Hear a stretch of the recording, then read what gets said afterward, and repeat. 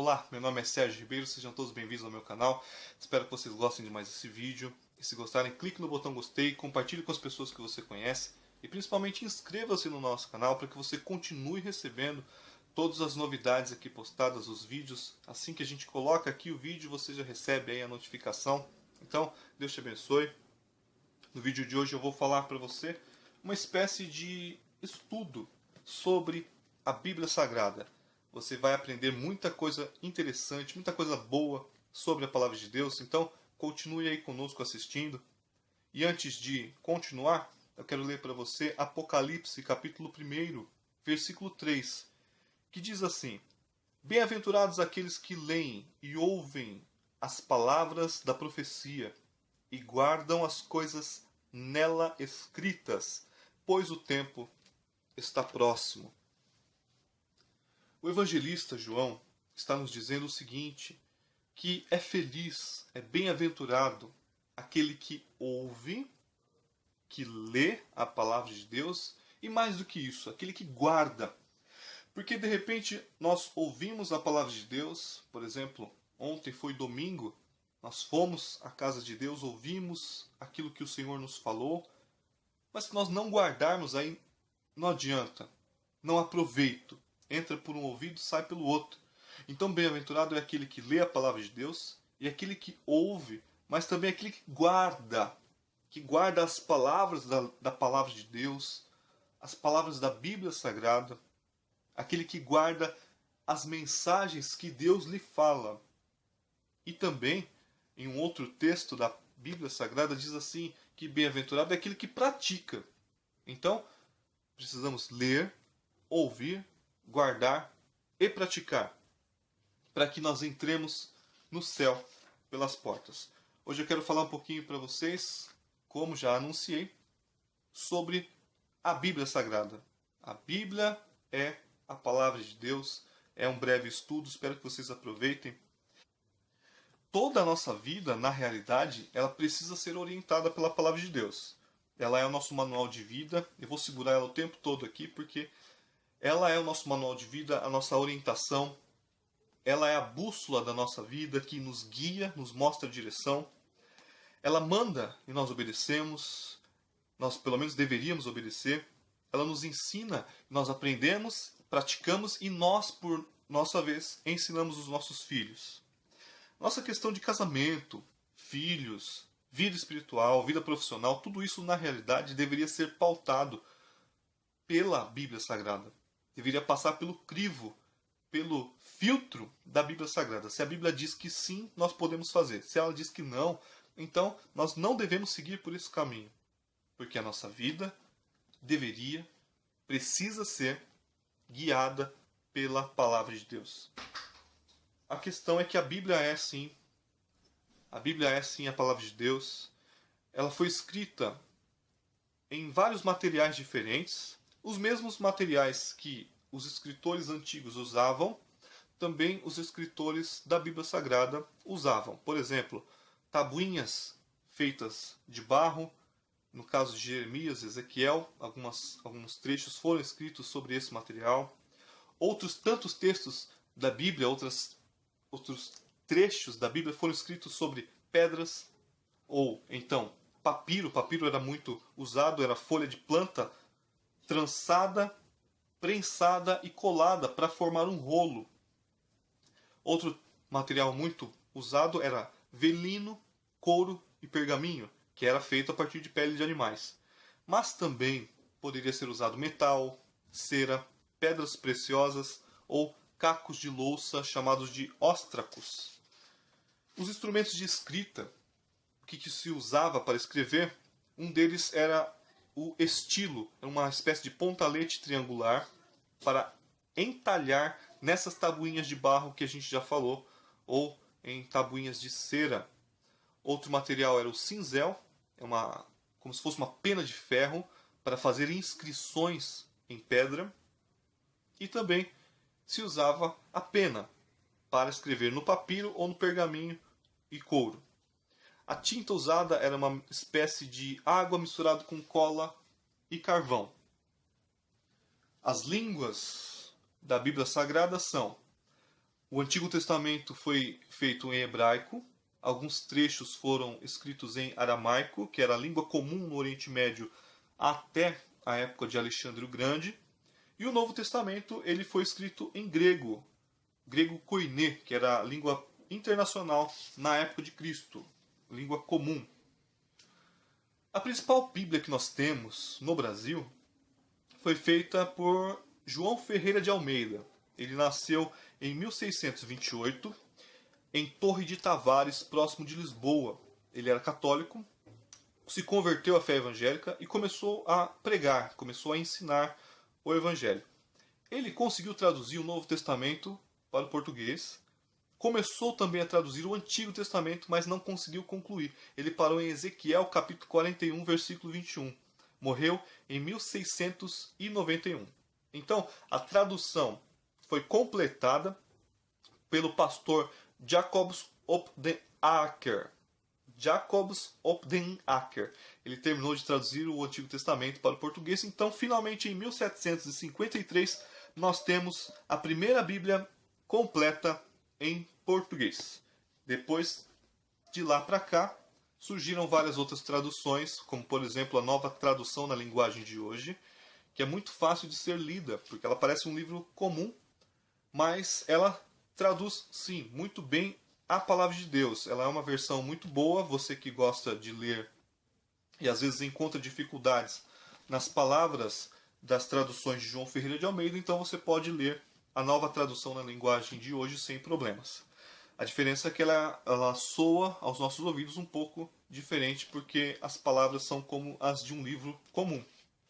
Agora, a nova versão internacional, a NVI, é também uma versão muito boa, que eu indico, eu aconselho para que você compre, você adquira, você tenha.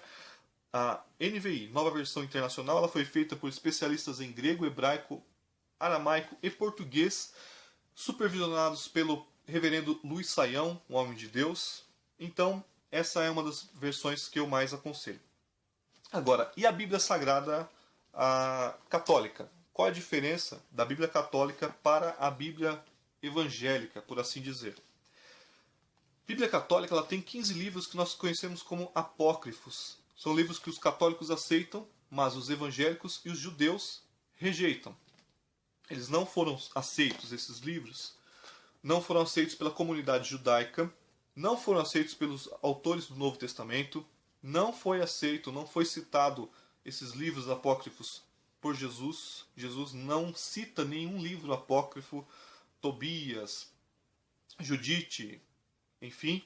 E esses livros também contêm heresias que não condizem com a fé evangélica, como, por exemplo, a oração feita pelos mortos. Segundo o livro de Macabeus, capítulo 12, versículo 45 e 46. Então, de acordo com todos esses pontos, os livros apócrifos ficaram fora da versão evangélica da Bíblia, tá? Jesus não cita esses livros, os apóstolos não citam, e os judeus também não receberam esses livros como aceitos, então eles ficaram de fora. Qual que é a composição da Bíblia Sagrada? A Bíblia Sagrada ela é composta por dois grandes volumes, por duas grandes partes, que é o Antigo Testamento e o Novo Testamento. O Antigo Testamento foi escrito pela comunidade judaica e preservado por ela por um período de mais de 1000 anos antes de Cristo.